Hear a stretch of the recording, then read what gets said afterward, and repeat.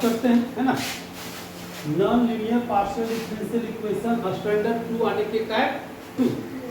Type 2 में क्या होता है कि कोई भी इक्वेशन अगर आपका px z इक्वल, ध्यान देना है, z equal to px plus qy, ठीक है, अगर इस टर्म में हो z equal to px plus qy plus function of pq, अगर कोई भी फंक्शन अगर z equal to px plus qy equal to function p और q में होगा तो इसको हम लोग रखा गया किसमें, स्टैंडर्ड 2 में।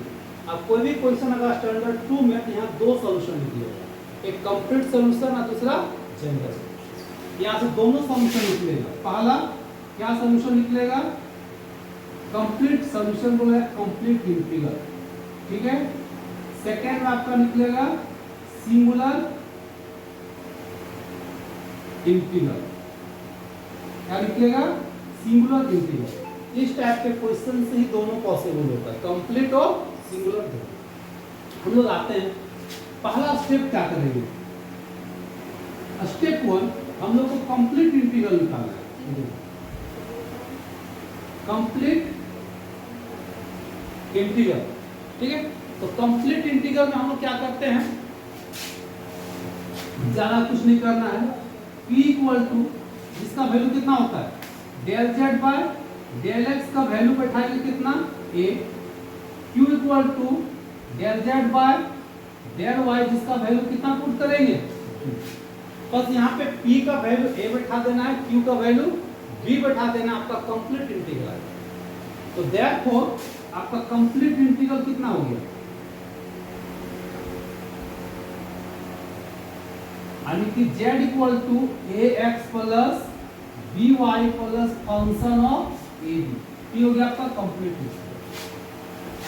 इसके बाद हम सिंगुलर का जब बात करेंगे, ठीक है, स्टेप 2 सिंगुलर सॉल्यूशन। सॉल्यूशन बोले सब इंटीग्रल बोलो, चलो इंटीग्रल ही लिखते हैं, सिंगुलर इंटीग्रल। तो सिंगुलर इंटीग्रल में हम लोग को क्या करना है, इस a को हटाना है और b को हटाना है।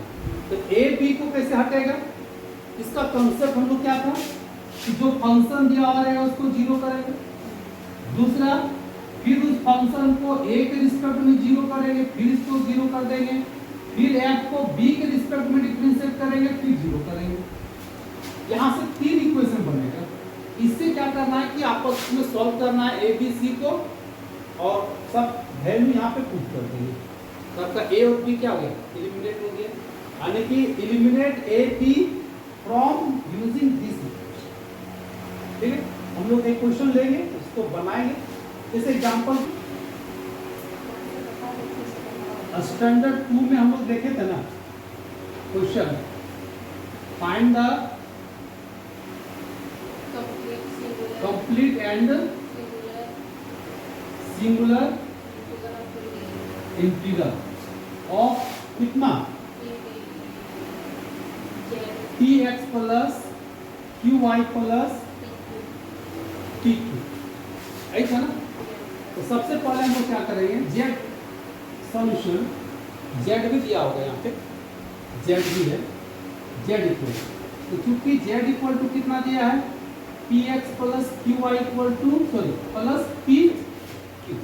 तो थोड़ा सा ध्यान दो, इसको अगर हम लोग कंप्लीट इंटीग्रल निकालते हैं तो कॉन्सेप्ट क्या पढ़े थे कंप्लीट इंटीग्रल में, कंप्लीट इंटीग्रल। तो हम लोग क्या करेंगे, z इक्वल टू यानी कि p बराबर कितना पुट करेंगे, a, q बराबर कितना पुट करेंगे, b, किसमें, तो in 1 में। तो therefore complete integral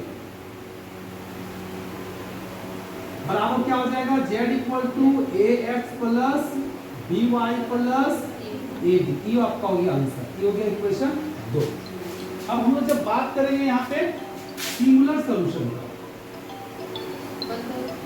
singular integral का, तो सब सिंगुलर इंटीग्रल का हम लोग जब बात करेंगे तो देखो सबसे पहले 2 को लेट